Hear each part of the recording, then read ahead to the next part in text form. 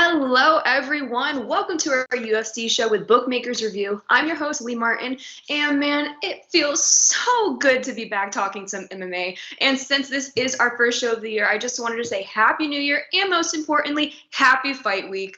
In today's show, we'll be breaking down the main card for UFC Vegas 46, Calvin Kattar versus Chikadze for this Saturday, January 15th at the UFC Apex. And joining me, like always, with his fire breakdowns and picks is the one and only David Manyun. How are you doing today, Dave? I'm good. I'm happy to be back. A very well-deserved rest, in my opinion. We do this all year long. There's no time for a breather, so we'll have to thank Uncle Dana for the rest we've had. But yeah, we're straight back at it 2022 with a very exciting first quarter of the year ahead.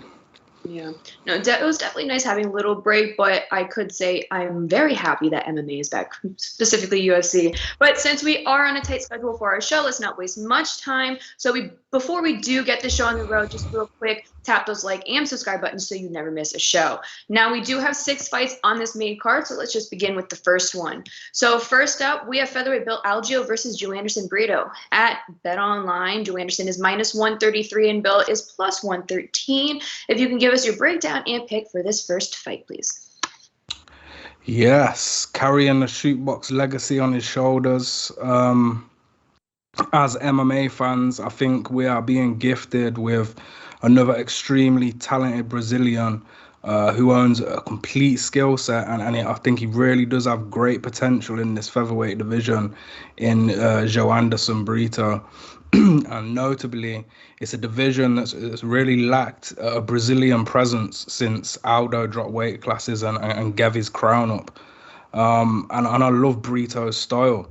It's a cliche of the shootbox style. He's aggressive, he's powerful, he walks his opponents down, and it's seemingly fearless inside that octagon. Brito is going to be making his UFC debut after claiming a contract on Dana White Contender Series, a fight that he did, it presented a little bit of a controversial ending due to an eye poke, but fortunately Brito had already, dominated that fight to earn a decision, mainly fighting behind a strong grappling offense that he possesses in his arsenal. He's got a 12-2 record, which isn't, lengthy for a professional record, but he's only 26, and this kid has been fighting professionally for 8 years.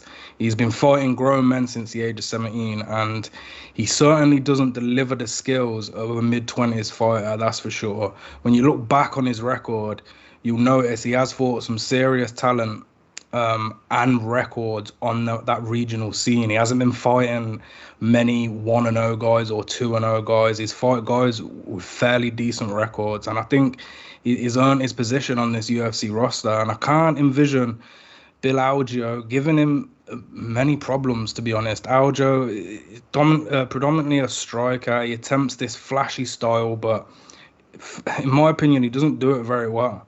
Now he's gone 1-2 since joining the UFC, and I think it's just fighter spirit and sheer toughness that's assisted Algeo the most. Unfortunately for him, Brito is going to match that toughness behind a wider and a greater skill set. Algeo's, I think his best weapon really is his high, mid, low kicks.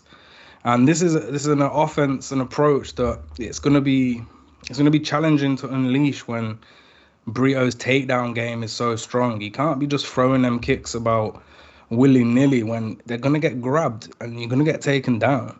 And to add, Brito has got some vicious leg kicks of his own, mainly used at range because he has to make up for quite a small stature. He is only 5'8". But then again, inside the pocket, Brito's hands are lethal. You can actually compare his striking to Aldo.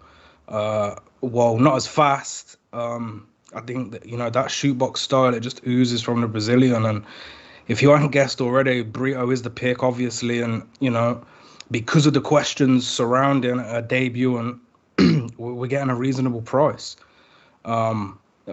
In saying that, the betting public are catching on. He opened up at -110. The best price you can find as of today is at minus 125. The worst price is at minus 140. I think the importance of line shopping is evident here. Don't accept a minus 140 price tag when you can shop around and get minus 125. But even still, I'd probably pay as much as minus 200 for Brito. Even saying that, because I do believe in his skill set, and I think he's going to get the job done. Because of Algeo's toughness, I do think it will be by decision. But I wouldn't completely rule out a submission finish by Brito either. I think this is going to be the coming out party for Brito, and this price, he might not be able to get a price this good in his second UFC fight. So this is one of the fights off this main card which I will be betting. I will be betting Brito straight up. I think is a great prospect, and age 26, even if he does lose this fight, because this is a fight, he can lose it. Even if he does lose this, I do see him as a very good prospect for the UFC's featherweight division. Mm-hmm. Again, if you guys do want to get in on this fight, again, via BetOnline, Brito is minus 133 and Algeo's plus 113. But let's move on to the next fight. We have heavyweights, Jake Collier versus Chase Sherman. I think that'll be a good fight. At BetOnline, Chase Sherman is plus 108 and Collier is minus 128. If you can give us your breakdown and pick for this next fight, please. Yeah, the big boys are back in town. This one, I'll be honest, it's simple for me. It's a simple analysis. Don't bet on it. We've got two very questionable heavyweights in Sherman and Collier. Both own, significant amount of heavyweight experience. And equally, they've both failed to really deliver on a consistent basis. Sherman, for me, his striking defense is a big concern. He walks his opponents down with his hands low, without much regard for what's coming his way. And it's not a great tactic in this heavyweight division. Sherman, he loves a leg kick or two. But here's another issue he has, is his fatigue. He fades within a round or two. I think he's going to, no question, own the speed advantage in this fight. But again, is extremely hittable and really is not the type of guy I want to trust my money with. For Collier, fights behind a good jab on the feet. I'm not sure that's going to make much difference with the speed disadvantage that he's going to be facing. See, he sits down a lot on his punches, puts a lot of weight into them strikes. And of course, this could drop Sherman and with his dodgy guard that he's got. But similar to Chase, he slows down after a round or two. And he's another guy. I just can't trust him with my money. I really don't want to put money on either of these fighters.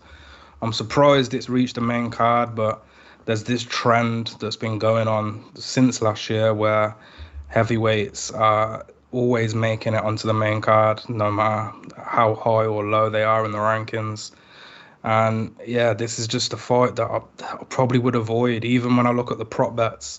The overs, the unders, fight goes a distance, knockout, submissions, nothing really tickles my fancy in this one.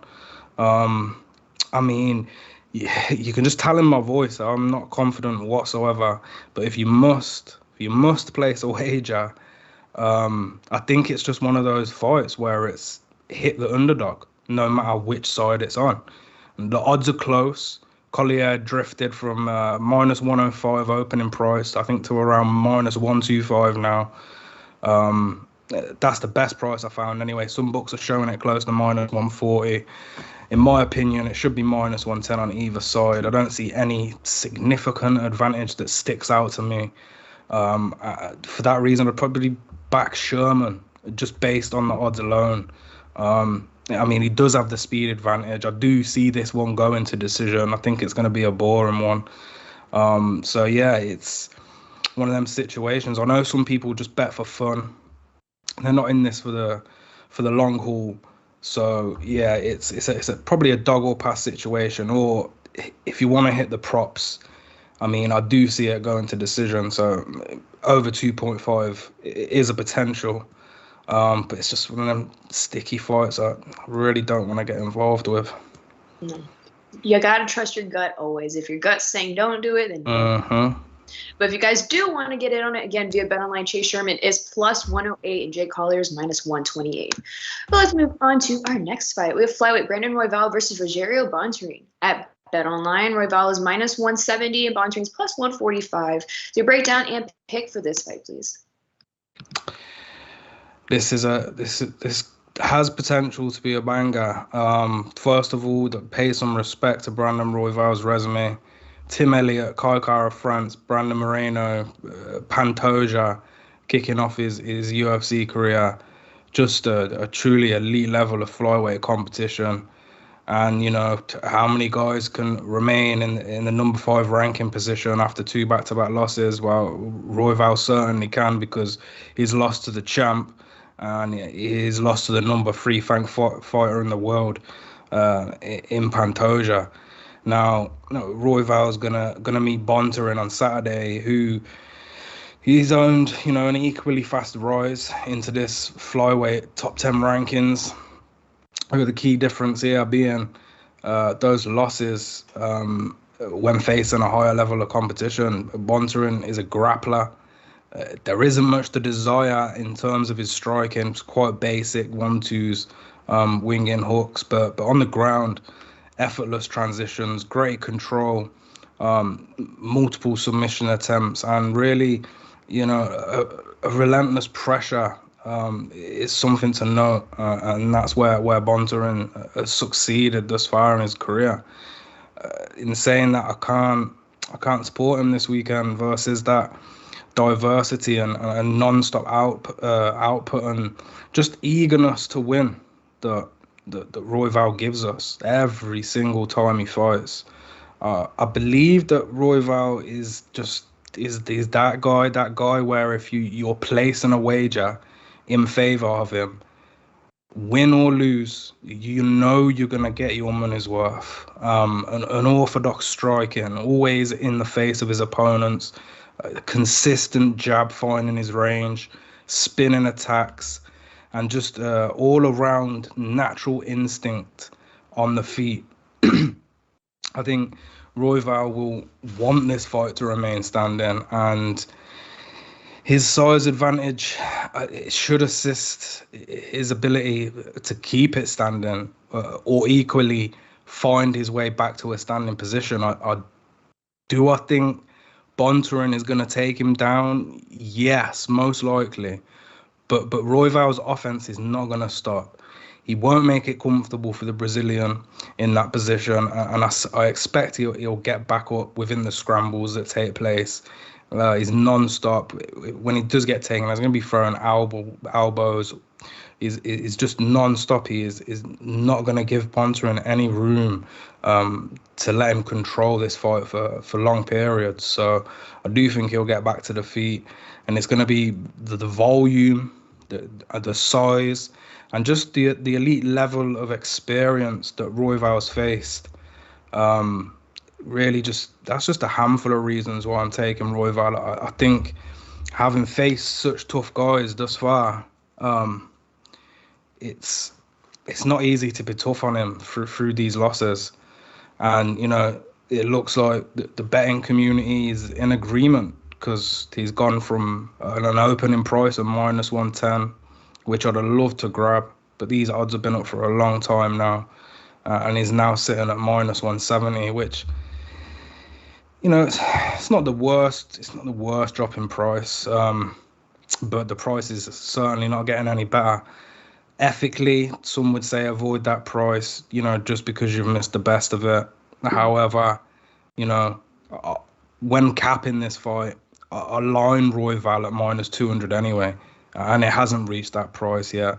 So I'm not going to argue against anybody wanting to take their chance and putting 1.7 units on to pull back a unit. Yeah, it's got to be Royval for me. I think this kid does have something special. Just give him time. It's tough though, because he got into the top 10 so quick.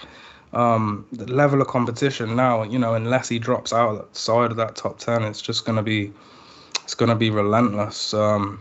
But yeah, I think he gets the job done against Bontorin, who is quite one-dimensional. It's grapple or bust for Bontorin, and Royval has shown, a weakness in his takedown defense. But like I said earlier in the breakdown, I do think he can get back to his feet. He is good at scrambling. He is good at fighting off his back, and I don't think Bontorin's going to be able to hold him down for a significant amount of time to take this W. And I think it's another fight that has a chance of going to decision. I think Brandon Royval by decision is the play for me this weekend.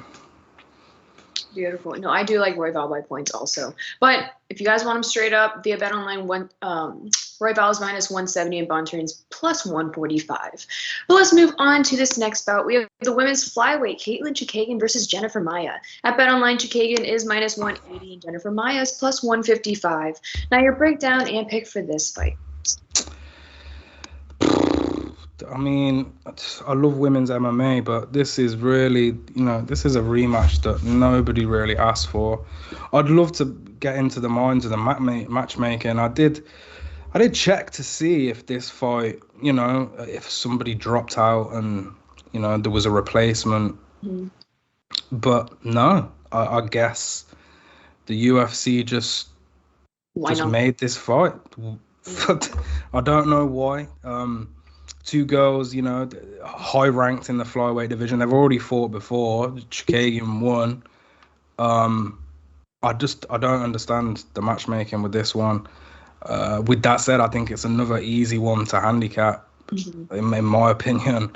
They've already fought, and I don't envision a different outcome. You don't think Jennifer Maia has grown in any since her last bout with Kate and Chookagian? No, obviously, when you've already fought a fighter on one occasion, you've got that experience with that fighter. Mm-hmm. But, for me, the path to victory for Maia is going to be in her grappling. And she wasn't able to implement that in the first fight. And I don't think she's going to be able to do it in the second fight. So that leaves her in a situation where she's got her boxing. She used to be a pro boxer. She's undefeated as a pro boxer, 3-0. But you've got to get past Chookagian's range to initiate any of that boxing. I just don't see it happening. I think Chookagian by decisions is a good bet. Chookagian's not going to finish Maia. I think Maia's only been finished twice during her career. She's tough. She's durable. And that prop pick is, it's going to raise that price for you. Mentioning Maia and, her evolution. I don't see many advancements in Maia's skill set. These girls, I think they're both 33 years old.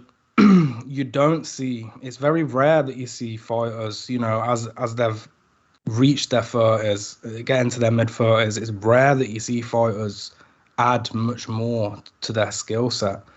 And, we know what Chookagian's about. She's all about volume, kicks and jabs from the outside, background in karate. That becomes evident, when that cage door closes. Loud noises on the end of each strike. Which is typical in a karate gym, that's what it is. And she's carried that on through her MMA career. It's annoying, but I'll tell you now, that works, and it works in favor of a judge's decision, because you are letting the judge know every time every moment you're working in that cage, them judges are completely aware, because you're screaming at every strike you're throwing. Mm-hmm. Maia, she has skills standing and on the ground, but I think unquestionably she's stronger on the ground just because of her size, and that boxing it's hard to let off against fighters who have got such a reach advantage. That most fighters can just pop a jab, and every time you want to let off them traditional boxing combos, it's tough to get inside. the problem with Maia for me as well, she allows this fight to play out in her opponent's favor. You rarely see her spam takedowns and attempt to ground the fight where she can deliver some of her best work. You know, she's a Brazilian Jiu-Jitsu black belt, but we don't see her implement that. Like I say, she's just happy to let the fight play out wherever, and that's fine because I think she's confident in her striking. But when you're in that cage, you can feel confident and you can feel like you're winning, but you ain't got the strike counter next year, and that's really what matters to most of these judges who aren't that great at their job. And to be honest, when we look back at that first fight, Chookagian, she easily defended Maia's grappling attempts, and I'm just struggling to see that changing. We're looking at a minus 180 price on Chookagian. And for me, that's not bad, considering we've already witnessed this result. Maia, you know, she struggled to get past that range of Chookagian. She ate those straight strikes all night long, them kicks. I just think we're going to have a feeling of deja vu once this fight ends. And you can take that minus 180. You can get that to around minus 130 if you hit the decision prop on Chookagian, and I think that is the best way to approach this fight. I don't think it's co-main event worthy, but you know, this card has suffered. This card's been suffering since it's been made. I think we've lost 6 fights, and there's been, you know, 2 or 3 different opponents step in, and it's been rough. We were meant to get, what was the original co-main? Pereira, Muslim, Salikov. And I was going to talk about it next, but that bout was actually canceled because it was originally supposed to be for the co-main, but that was actually moved to UFC 270, and I think Andre Fiallo is stepping in for Muslim. Okay, well that's a shame, because who wouldn't have wanted to see Muslim versus Pereira? Because I was excited for the co-main, so when I saw that, I was like, dang, like, that's a shame. Yeah. We also lost Buckley and Razak Al Hassan on this card as well, which was a bit of a bummer. I think Gabriel Benitez withdrew earlier today as well, but I think they found a replacement for TJ Brown. There was one more fight, 135. Still has Gabriel Benitez with TJ Brown, or at least where I'm looking right now. But maybe that was it. Sorry, Raoni Barcelos versus Victor Henry. That was another bout. I think that's also been rescheduled for a later date. And it's only we're only on Wednesday. We could lose more. Fingers crossed we don't. Yeah. But yeah, these positive COVID tests are a pain in the ass, that's for sure.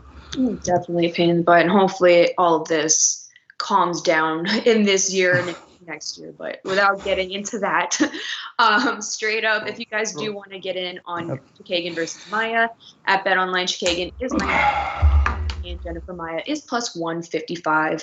But let's go to the main event. We have featherweight Calvin Kattar versus Giga Chikadze. At BetOnline, Chikadze's -230 and Kattar's plus 195. Now, I think this is going to be a great fight because we have 2 elite strikers going head-to-head. However, I know it's been like a year since Kattar has been inside the octagon. So alongside with who your pick is for this fight, do you think a year away will affect his game inside the octagon?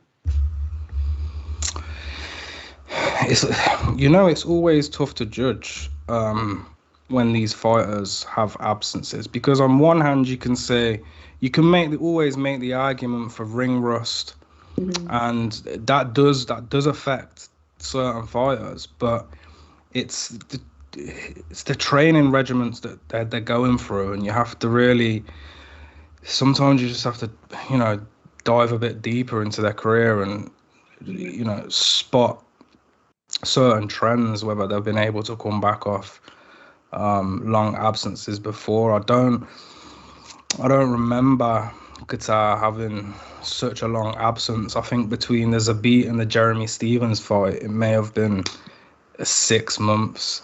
And he came back and he finished Jeremy Stevens. So I'd say no for Kattar.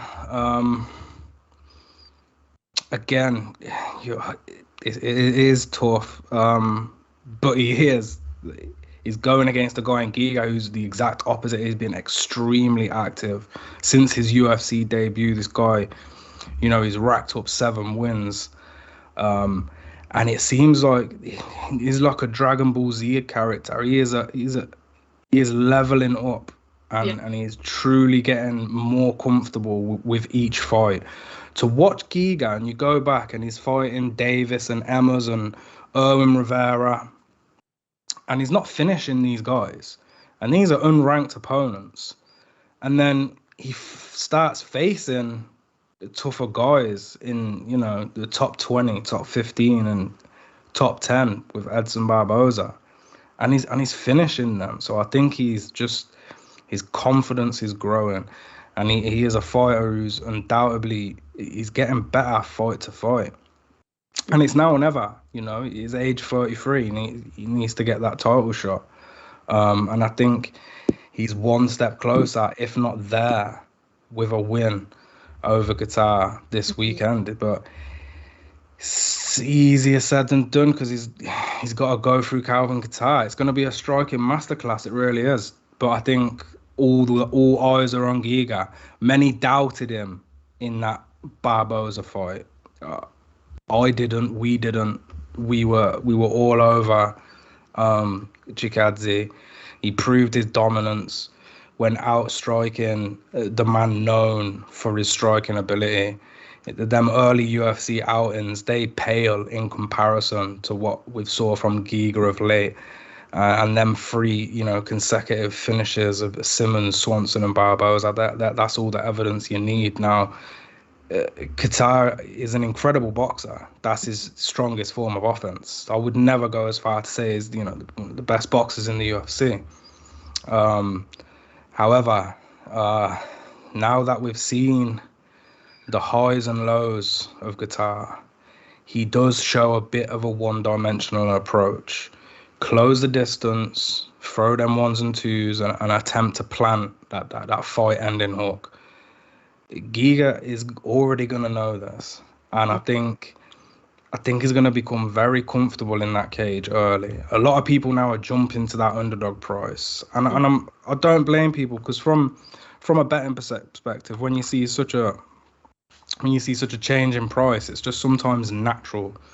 It's just natural to take that side, as with any sport where people, they just live for taking that plus money price. But this is MMA, and sometimes the skill sets really do stand out. And I think Giga he's just incredible at what he does. His feints are beautiful, and the opposition are usually too busy trying to figure out what this guy is going to land.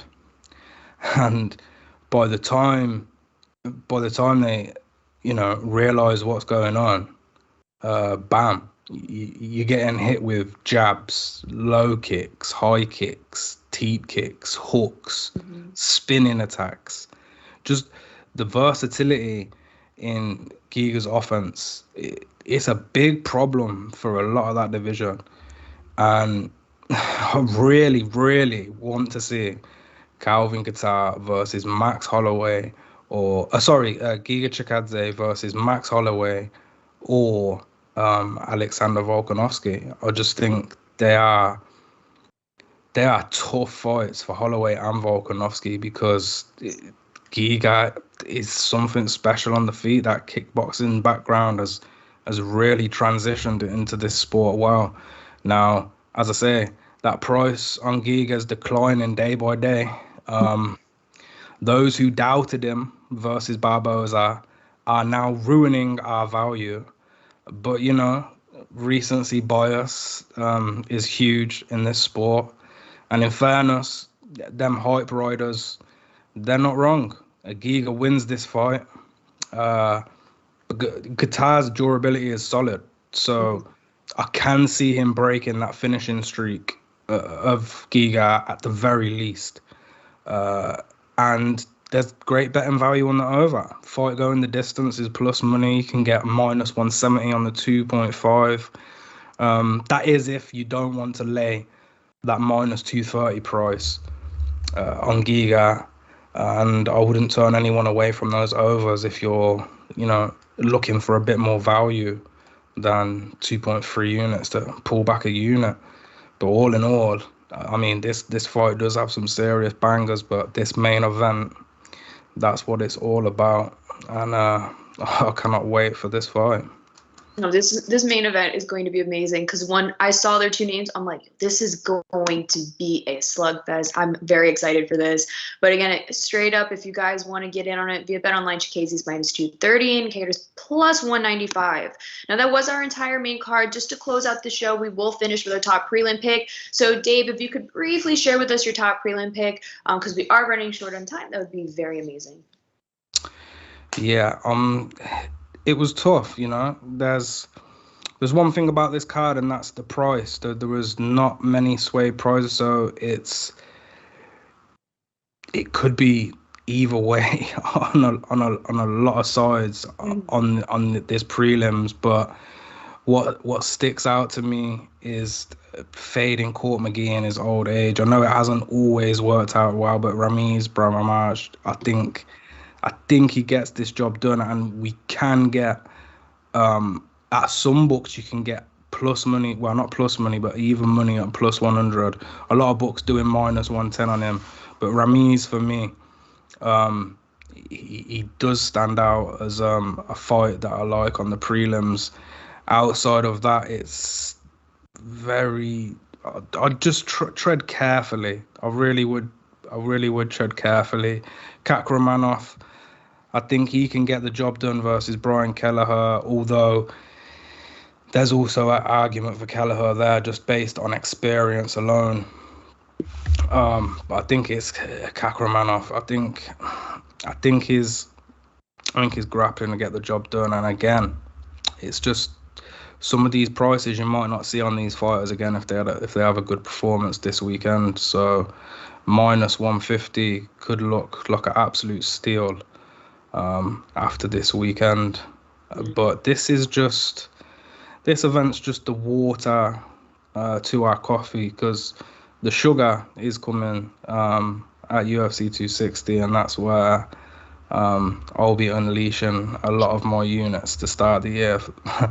And look, this first quarter is incredible. I want that Poirier Diaz fight to be announced. I want that.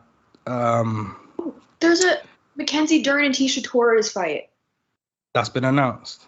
Yes, I totally forgot about that. When I saw that, I was so happy. I'm so excited. Is that on 272 or 271? I think it's 270. I need to find nice. it, and I'll send you the link, and I'll post it on Twitter. But Mackenzie Dern and Tisha Torres.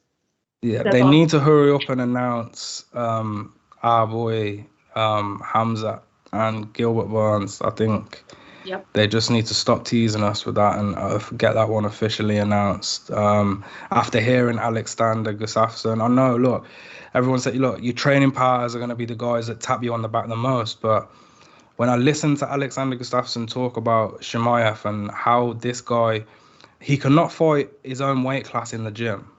All he does is fight heavyweights and light heavyweights.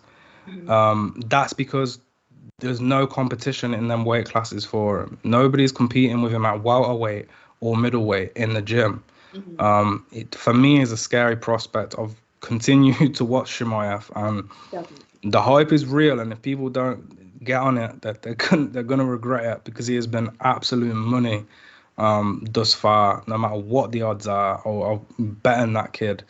All the way up to minus 300. I do not care. And Gilbert Burns will be a tough test, but I do think he gets the job done, and I do think he can beat Kamaru Usman.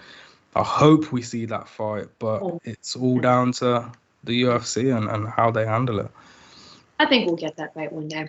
But just real quick, when you're talking about the prelims, I freaked out because when you mentioned fading Court McGee, I was literally looking at the odds and thinking that as you said it. That's what it's like. You are reading my mind. I love it. But yeah, across the board, they're even. So like Pinnacle, Court McGee, and Bromwich is minus 107. I think those are the best right now that I see. But thank you, Dave, and thank you everyone that tuned into our show. Now, if you are interested to hear what action I'm taking for the UFC this weekend, just because I didn't really get to talk much, along with the rest of our UFC experts, just visit BMR and check out our UFC written content. I know you guys will definitely want to stay up to date with everything Dave does relating to MMA. So definitely give him a follow on Twitter at @dmanion_. He always shares all of his content as well as his precise picks and key plays. So trust me, you do not want to miss out on this, and give him a follow. And then while you're still on Twitter, just give me a follow at Lee Martin Sports and also BMR at BMR Reviews. And be sure also tap those like and subscribe buttons. I wish you all the best of luck, and I will see you next time.